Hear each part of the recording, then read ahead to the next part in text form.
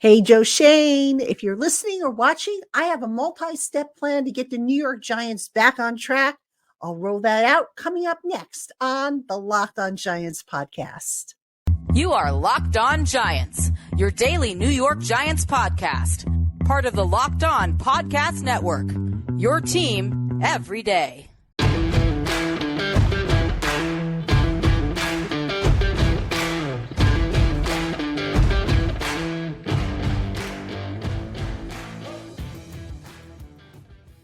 This episode of the Locked On Giants podcast is brought to you by LinkedIn Jobs.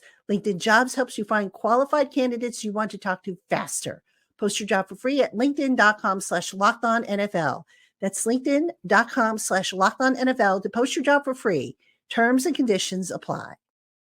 Hello, New York Giant fans, and welcome to another edition of the Locked On Giants podcast, part of the Locked On Podcast family, your team every day.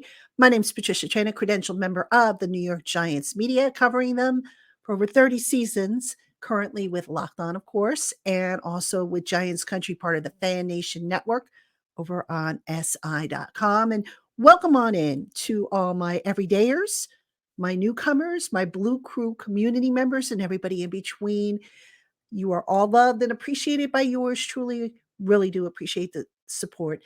And, in my intro, I sent a shout out sort of to General Manager Joe Shane, who I know isn't listening or watching this podcast. Why would he? He's got more important things to do than to listen to me talk about what the team should do. But you know what? On today's Locked On Giants podcast, that's what I'm going to do. I'm going to give you a multi-step plan, my multi-step plan, as to what I think the Giants should look to do this offseason to get the train back on the tracks. All right. Now, I'm not going to go necessarily into all the politicking and, the reports of the discord on the coaching staff. Not quite exactly, but I'm going to give you my multiple steps and I'm going to explain them to you. So hopefully they all make some sense. And I'd be curious to know what you guys think. If you want to drop a comment in the box below, the comment section below, or send me an email, you can do so. My contact information is in the show notes. Let's get started. First thing, because the Giants have an opening at defensive coordinator, they need to determine the defense's direction. Now, by that, I mean, do they want to be similar to what Wink Martindale ran, which was a very aggressive, blitz-happy scheme? Do they want to back down a little bit? Do they want to run a 4-3? Do they want to stay with a 3-4? What do they want their defensive identity to be? You look at the success that some of the core players on defense have had last year, and how far do you want to stray from what you asked them to do? So this is a question really maybe not so much for Joe Shea, more so for Brian Dable, but a question that definitely needs to be answered because the direction of the defense is going to be important. And I say that because I still think at some point Brian Dable is going to take over the play calling for the offense. And if he does, if I am correct, he's going to want somebody in there at defensive coordinator who can run the defense and whom he doesn't have to worry about. And, we've been keeping track over at Giants Country of the defensive coordinators candidates that the Giants have brought in. I can't say there's anybody who's really jumped out at me from the list. And again, I have an article over on Giants Country with a tracker if you want to, catch up with the list, but we'll see. It's good at least that Dable is taking his time going through the candidates and vetting them out. So we'll see what happens there. All right, now let's go to the Shane part of the list. More cap space, obvious, right? But here's the thing. The Giants, I was looking at their salary cap situation, and I'm going to do another show on this, by the way, exclusively on the salary cap. And there was a couple things that jumped out at me about the Giants, the state of the Giants salary cap. Specifically, they have 3 contracts, Adoree Jackson, Tyrod Taylor, and A'Shawn Robinson. Those 3 contracts are all set to void in 2024, which means the Giants will save nothing on those contracts, but they will get hit with a $6.48 million dead money cap charge. Not exactly what you want to see in your salary cap management. I've got to be honest with you. I mean, I know the cap that Shane inherited was a mess. It was kind of a mess last year. It's better. It's getting better, but it's still not at full health, if you know what I mean. And the Giants are going to have to clear some space. And in looking at, what they could potentially do to get that space, not a whole lot of options. I mean, I have to sit down and really get into it, and I will, like I said. But let me take a look at this real quick because I think, obviously Mark Lewinsky, I think he's not going to be back. Um, Darren Waller, I think they're going to have to do something with his contract. If they decide to keep him, there's no way that Darren Waller can go into next year with a 10.525 million base salary. I think that's just too much for a guy that still hasn't proven that he's shaken the injury bug. Darius Slayton could be a guy that maybe they look to redo his contract. Maybe they can extend him. He's got a 7.75 million salary cap hit. So maybe they do something there. Graham Gano is coming off of an injury. He's got a 3.085 million base salary for 2024 and a total 7.211 million cap hit. So maybe they do something there. There's a couple of other spots where they can trim if they need to. And again, I'll go into that in an upcoming show. But the cap situation for the Giants right now, and again, let me just stress, it is fluid, right? Meaning it's going to change between now and the time free agency starts. But according to Over the Cap right now, the Giants have a total 22.9 million total cap space, but only 15.11 million effective cap space. Effective cap space is the space that the team needs after signing at least 51 players and its projected rookie class to its roster. So that's not a lot of money. And the Giants are going to have to definitely clear some money out if they want to do things, because right now, I don't think they're going to be able to afford, Xavier McKinney, who I think is a goner anyway. I question whether they'll be able to carry Saquon Barkley on a franchise tag, which I'll get into a little later. And I question, are they going to have enough to make one big splash? And we'll talk about that, coming up in just a moment. But cap space, again, the salary cap, it's a lot better than when Shane inherited it, but it's still not where I think I would feel comfortable with it. And it'll get there eventually, but it's still got some issues that they've got to work at, and they've got to clear some space out. So coming up next, the next 3 items on my list. So please don't go anywhere. Hey, Giant fans, LinkedIn Jobs knows that your small business's success all depends on the team that you surround yourself with. That's why LinkedIn Jobs has created the tools to help you find the right professionals for your team faster and for free. LinkedIn is not just another job board. LinkedIn has a vast network of more than 1 billion professionals, which makes it the best place to hire. It's so easy, in fact, that 86% of small businesses get a qualified candidate within 24 hours. It's why small businesses rate LinkedIn Jobs #1 in delivering quality hires versus leading competitors through a process that's intuitive, quick, and easy. So don't spend time sorting through endless resumes and dead-end leads in your search for the right candidates. Put LinkedIn Jobs to work to you today for free by visiting linkedin.com/LockedOnNFL. Terms and conditions apply. All right, everybody, welcome back to the Locked On Giants podcast. And Locked On has launched the first ever national sports 24/7 streaming channel on YouTube. Locked On Sports Today is here for you all day, every day, covering the top sports stories of the day with local experts of Locked On, plus our national shows covering every league. Go to Locked On Sports Today on YouTube and subscribe to the first ever national sports 24/7 streaming channel. And again, I'm Patricia Traynor, your host, and this is my off-season plan for the New York Giants. These are the things that I would look to do if I were running the team. And I know a lot of you are going to hear some of these things and you're going to say, thank God you're not running the team, but hear me out. Humor me, hear me out. And, maybe, who knows, maybe some of these things that might sound a little crazy to you might come to fruition. You never know, right? All right. Item number 3 on my list. Tag and trade Saquon Barkley.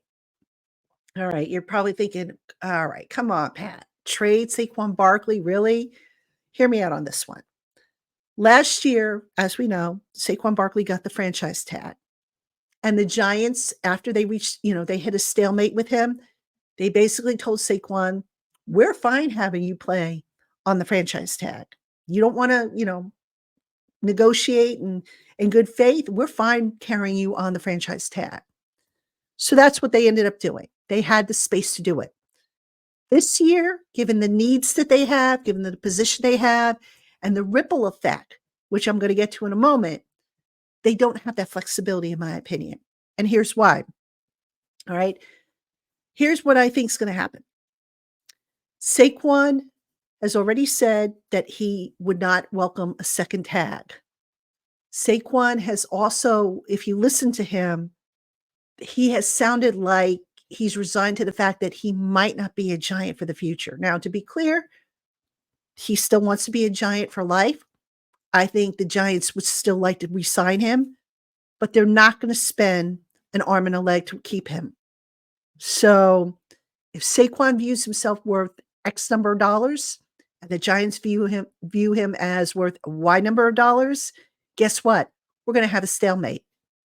So if you're the Giants, you just don't let Saquon, who arguably was your best player on offense last year, you just don't let him walk out the door and test free agency. No. What you look to do is come the deadline for the tagging window. If no deal is reached, you put the tag on him. That stops, obviously, teams from coming after him and making him an offer sheet. Then you continue to negotiate with him, maybe through, the end of March or, right up into the draft, or you set a cutoff point, but that cutoff point has to be before the draft. Okay. Now, if you can do that, in the meantime, if you get a deal done, great. If you don't get a deal done, then you entertain trade offers and you say, okay, look, we'll do a tag and trade. We go to Saquon and say, okay, hey, Saquon, we've got team X who's willing to give you a deal closer to what you are looking for. Sign the tag, because remember, teams can't trade players unless there's a signed contract in place. The tag gets signed, the trade gets made, and the Giants, who have 4 out of their 7 draft picks this year in the top 70, maybe they get another one. Maybe they get a 5th one to add to the mix. All right. I'm not saying they're going to get a number 1 pick for Saquon. I don't know that they'll get a number 2, but if they can get a 3rd round pick from a team that needs a running back, why not? So you get more assets, because remember, the Giants aren't going to get any comp picks this year. They did too much in free agency last year to get any comp picks. So if you're Joe Schoen, you say to yourself, okay, we're not going to build around Saquon. We've got to build around a quarterback, whoever that quarterback is going to be, whether it be Daniel Jones or somebody else. We'll talk about that in a moment. So what's the point in continuing to carry Saquon on the franchise tag? I think it would be, kind of cruel to Saquon if the Giants said, okay, you know what, we're going to leave you sitting on the tag until the to the July deadline. I don't think that makes sense for the Giants. I think for a team that has a lot of needs and not a whole lot of resources like they might have had last year, look to move them while you can. And that's what I see happening, what I think makes the most sense happening with Saquon Barkley. Again, the preference is to get him back on a team-friendly deal. But if you can't, you move him. You don't sit and wait until July and say, oh, okay, look, we didn't get a deal done, so you're going to play on the tag. All right, now, how does that play into this next point, which is draft the quarterback? Glad you asked. Daniel Jones is going to be on this team next year. The contract warrants it. I mean, if they cut him, they're going to get slammed with a dead money hit that they're going to basically have to purge everybody on the roster to balance it out. Now, they don't know, obviously, if Daniel Jones is going to be ready for the start of the season. That all depends on how his rehab goes. Once he is ready, Shane has already, indicated that the expectation is that Daniel Jones will be the starter. Okay, makes sense so far, right? Because you don't know what you're going to have as far as young guys or old guys, whatever. But Shane has also said that they have to do something at quarterback. And here's why they have to do something at quarterback. Daniel Jones' timeline being up in the air, but more importantly, Daniel Jones with his injury history, right? Sad to say it, but he is one more hit away from a third neck injury that could potentially be career ending. All right. He's coming off the ACL. So you have to ask yourself, how effective is he going to be as a runner? So Daniel right now has quite a bit working against him in terms of his health. And when he was healthy, he didn't exactly look like he had taken the next step after signing that big contract. And I know people are going to say, well, the offensive line was bad. He didn't have Saquon. Okay, you know what? The offensive line was bad all year. All right. Saquon, yes, he made a little bit of a difference, but at this point, we keep asking ourselves, okay, what do they have in Daniel Jones? And the fact that we're still asking these questions when he's just finished year one of that 4-year deal, which is actually a 2-year deal, that's alarming. And speaking of that deal, the fact that the Giants made that a 2-year deal by putting in that escape hatch should tell you all you need to know about what they really think about Daniel Jones. If they thought for a minute that he was their guy moving forward, that deal wouldn't have an escape hatch. And it does. So I think the Giants will draft a quarterback. They are in a position to do so. Now, here's the interesting thing. The Giants, as we know, are drafting 6th. There are 2 teams in front of them, the Patriots and the Commanders, who we know need quarterbacks. The Bears, depending on what they do with Justin Fields, do they need a quarterback? They might take a quarterback, or they might look to move down. So if you're Joe Schoen and there is a quarterback in this draft class that you absolutely have to have, do you look to maybe trade up? Now, normally I would say, nah, this team's got too many holes and they should save assets. But here's where the previous point kind of comes into play. If you could pick up some additional assets with a tag and trade with Saquon, knowing that, Saquon and the Giants are not going to reach an agreement on a long-term deal, maybe you take some of those assets and you package them up to move up to the number 1 spot. Maybe. Now, for context purposes, I went back and I looked up the Eli Manning trade years ago. The Giants, remember, were drafting 4th that year, and the Giants, to get Eli Manning, who had already been selected at 1st overall by the Chargers at the time, they traded Rivers, whom the Giants picked with the 4th pick, the Giants' 3rd round pick in that draft, the 2004 draft, and then their 1st and 5th round selections in the 2005 drafts. Giants are picking 2 spots lower than they did. So again, probably going to take a little bit more to trade up to get the number 1 pick overall, but only if there is a quarterback that Joe Schoen has got to have on this roster. And here's the other thing, folks. If I'm Brian Daboll and Joe Schoen, if I'm going to go down swinging, I think I would want to go down swinging with my guy. Daniel Jones, I won't say was forced on him, but they gave him a chance. He's done everything that has been asked of him. Injuries are not his fault, but for whatever the reason, I'm just not so sure it's worked out here for him.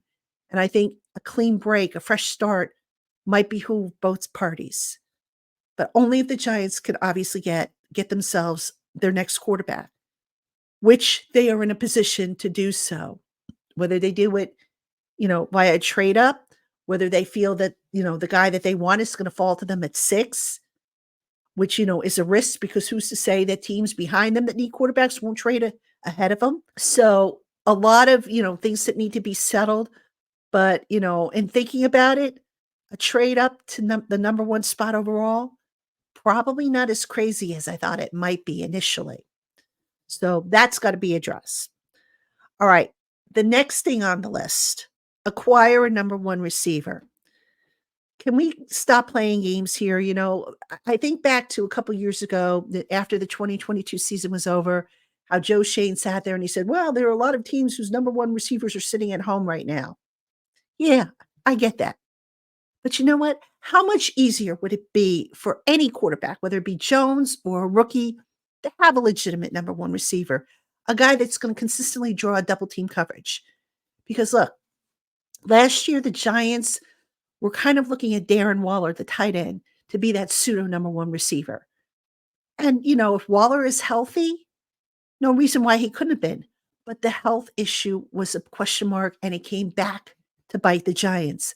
So as a result, they didn't really have a number one receiver on a consistent basis. Stop messing around. Get a number one receiver, a true number one receiver.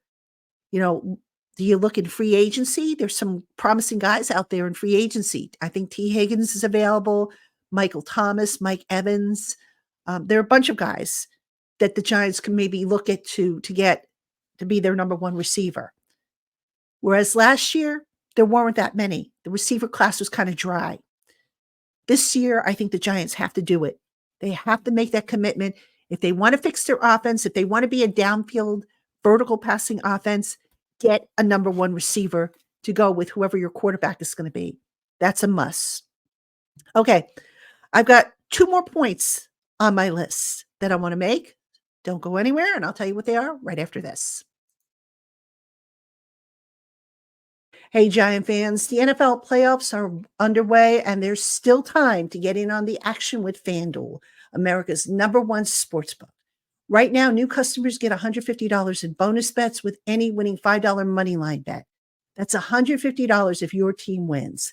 If you've been thinking about joining FanDuel, there's no better time to get in on the action than right now. The app is so easy to use. There's a wide range of betting options that includes spreads, player props, over-unders, and much more. So visit FanDuel.com/lockedon and score big this NFL season. FanDuel, official partner of the NFL.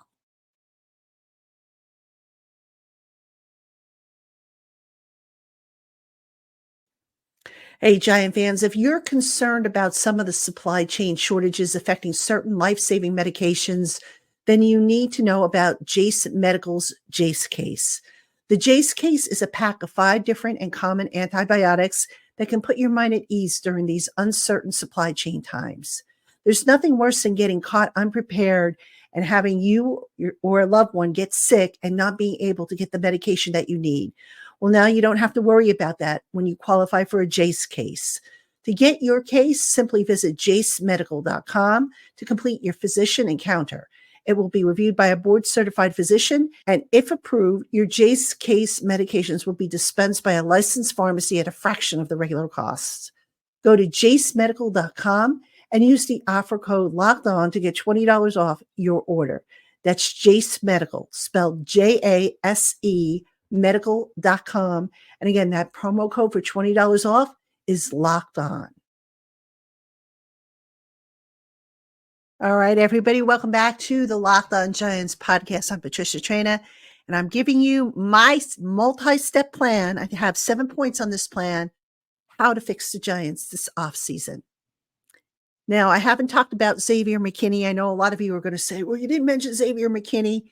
Folks, I don't think he's coming back. So I'm not really talking about, which free agents to keep and which ones to go. That's another show, actually, I'll do. But I don't think Xavier McKinney's coming back. But I do have 2 more points on this list that I want to talk about. These are additions that I think need to be made. This next one I've been screaming about for 3-4 years now. Add more pass rushing fire. All right. The Giants pass rush, Kayvon Thibodeau had a good year this year.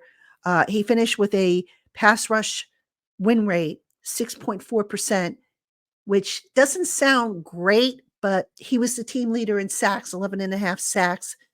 Dexter Lawrence, according to Pro Football Focus, had a pass rush percentage, 20.2%, which was the best on the team.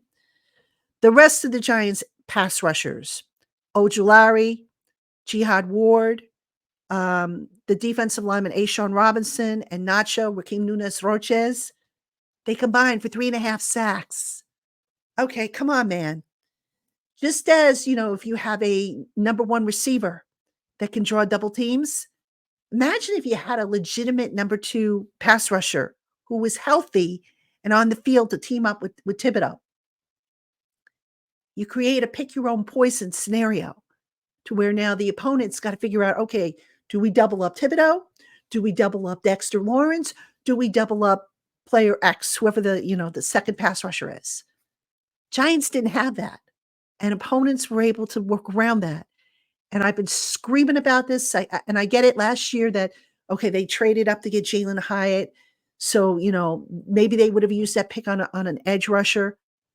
Get an edge rusher in here. I've mentioned on yesterday's show, my everydayers will probably remember, I mentioned on yesterday's show that they needed somebody to come in. I mentioned, actually not yesterday's show, I'm sorry, on the Locked On Giants Live, Dog and I were talking about Chase Young as a possibility. He's going to be a free agent. I wrote an article over on Giants Country about Bryce Hall of the Jets, who's going to be a free agent. So yeah, a pass rusher is going to cost a lot of money, as is, a number one receiver.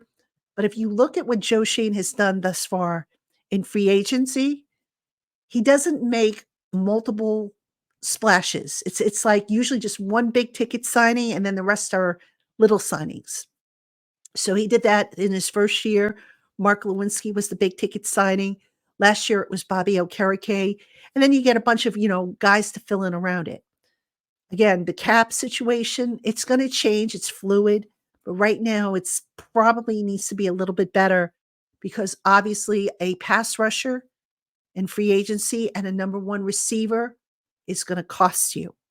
So it's up to obviously Shane to figure out, okay, do we go free agency for a receiver and, the draft for an edge rusher or vice versa? Or do we do both in free agency or both in the draft? That's all got to be sorted out. But to me, adding a pass rusher is a must. My last point, and this is also a must, figuring out who your second cornerback is. Adoree Jackson's not coming back. Deonte Banks is now the Giants' cornerback one. Who's going to be cornerback two? Can the Giants count on Trey Hawkins, who, was all the buzz in the summer last year, but who, suddenly the speed of the game caught up with him. Can he be the quarterback too? Do the Giants need to bring in a veteran? Do they need to draft at that spot? They better come up with an answer because that's a glaring hole right now on this roster that's really not getting enough attention given all the problems that the offense has had. And that spot needs to have more attention, in my opinion. So find a cornerback too. And of course, in future shows, we'll talk about potential candidates. We'll have a free agency show. So, I know I'm just kind of skimming the surface of what they should do. And I'm not giving you names, but all that's going to come up because we've got plenty of time and topics to cover on this podcast. But that's my 7-point plan for the New York Giants. And let me know what you think. Did I miss anything? Do you disagree, agree? Always interested to hear what you guys have to say. You can contact me. The information's in the show notes. Or if you're watching on YouTube, just put a comment underneath the video and I'll check them out, when I get a chance to after this video posts. So that's going to do it for this edition of the Locked On Giants podcast. As always, thank you for tuning in. Thank you for making us your first listener today, or if you watch on YouTube, your first watch of the day. I'm Patricia Traina, and Giant fans, we will see you tomorrow with an all-new episode of Locked On Giants.